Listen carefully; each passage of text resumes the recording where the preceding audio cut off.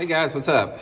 Welcome back here to today's episode of The Fishing Teacher, and really appreciate you guys coming by the channel to spend some time with me on the video. And guys, today I'm going to talk about one of my favorite April and May lures. We've talked about this a little bit in the past, but I'm going to give you guys some specific tips for April and May, and that is the megabass sleeper gill. This is not a swim bait, even though it looks like a swim bait. You don't fish it like a swim bait anyway. But guys, this is an incredible bass catcher between like now and the next month. So I'm going to give you guys some good juice on it in today's episode. Also, guys, quick invitation, just like to invite everybody to please consider hitting that subscribe button here to The Fishing Teacher. We're getting close. We got about 1,000 more people left to go to hit 20,000 subscribers. That'd be much appreciated. And also, guys, please check out my Fish of the Moment lake map breakdowns and my solar bat sunglasses links, guys. We got good deals on both of those. I'll link those in the description of the video as well, so appreciate that. Okay, guys, if you're not familiar with it, this is the megabass sleeper gill. Now, it looks like a swim bait, looks like a little perch, looks exactly like a little perch, in other words, but it's different because you have a keel weight on it here. And this thing will actually set up on the bottom like that. When you put it on the bottom, you can rig it, you can fish it like a swim bait, but I consider this thing a power fishing, sort of like a, I don't know, it's like I don't fish it like a swim bait. I fish it more like a spinner bait or a chatter bait, and that's what I want to explain to you guys today. But it's got a really nice, about a 3/0 super stiff hook that's buried in the dorsal fin here, so the hook's completely hidden. Just easy penetration. One thing that I will advise on this, guys, is take a pair of pliers and bend that hook out just a little bit. It seems like it helps out. But when this thing goes through the water, guys, it looks just like a little bluegill swimming through the water. This paddle tail really kicks hard, and the attention to detail on this thing, it looks exactly like a perch. And they got quite a few different colors. Also, guys, I'll put my Tackle Warehouse link in the description to the sleeper gill if you guys want to get a few. This is probably my favorite. This is like sort of like a little pumpkin seed color right here, but there's a lot of different variations. It just depends on the water clarity that you're fishing. Here's another one right here they got. And they also got a few shad patterns as well. But looks exactly like a little perch, about the favorite size of perch that the bass like to eat, which is about, a 2-inch perch or something like that. Okay, now let's get into the meat of it. Let's talk a little bit about where you want to fish this thing at. Also, guys, before we get into that, the equipment that you want to throw this on, most of the time I use it on some type of a medium heavy bait cast rod. I use that Megabass 7.2 perfect pitch, usually with like 15 to 17 pound test, Seaguar and Vizex fluorocarbon line. That's the setup with it. Okay, here is what you want to look for when you're fishing the sleeper gill.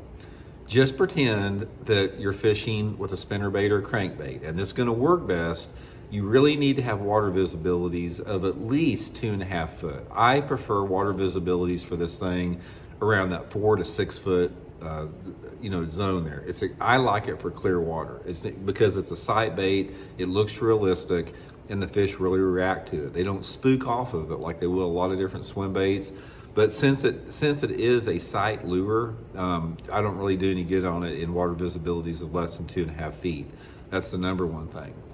Okay, the next thing about it, just like I just got done talking about, think about the sleeper gill in terms of a power fishing bait like a spinner bait or a chatter bait or something you're throwing around targets. That's what I do with it.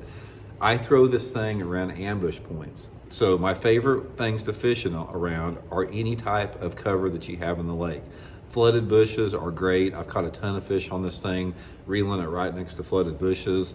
Along the edge of boat docks is really good. Along the edge of a grass bed, paralleling a riprap bank, on the outside of a lay down tree, down the side of a log, anywhere that you want to throw some type of a reaction lure. This is what you can throw with the sleeper gill, especially in that cleaner water. Now, this is what makes it effective, is that like a spinnerbait and a spinnerbait and a crankbait and like a chatterbait traditionally are for a little bit more off-colored water, but you can do the same thing in that clear water with the sleeper gill. Now, the way that I like to fish it is I like to keep my rod tip high, and I want to keep this bait just under the surface. That is the best success I've had on it. If I let it drop down over about a foot, I don't catch many fish on it. I don't catch many fish on it, fishing it deep. Shallow water deal where those fish have to come up on it. So what I usually do is, like, for example, if I'm skipping it around a dock, I'll skip that, that sleeper gill underneath the dock. It skips like a rock. It skips great. hold that rod tip high, keep it up, keep that thing just barely moving, just fast enough to keep it moving along the water like that. The cleaner the water and the less wind you have, the faster that you can reel it to get more of a reaction strike, because you can reel it pretty fast without it going on its side.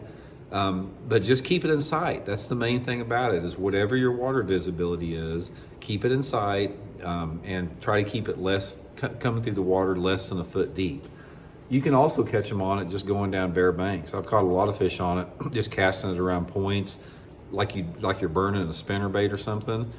But now's the time of year to fish it. April and May is the time to fish this thing. I'll be throwing it a lot over the next month. And it is the strike that you get on this thing, guys, is so vicious. When they hit this thing, they will come out of there and they come out of that ambush point as fast as they can and just try to clobber the thing. And that's why it's so fun, because it's almost like it's a visual strike 95% of the time, unless it's real shady and dark or the wind's blowing real hard. But anyway, get you a few guys. Tackle Warehouse in the link in the description. Just check them out as far as the different colors. You might pick up 2 or 3 different colors, and let me know how you guys like them. It's just super fun bait to fish. So hope it helps you guys catch some, and we'll talk later.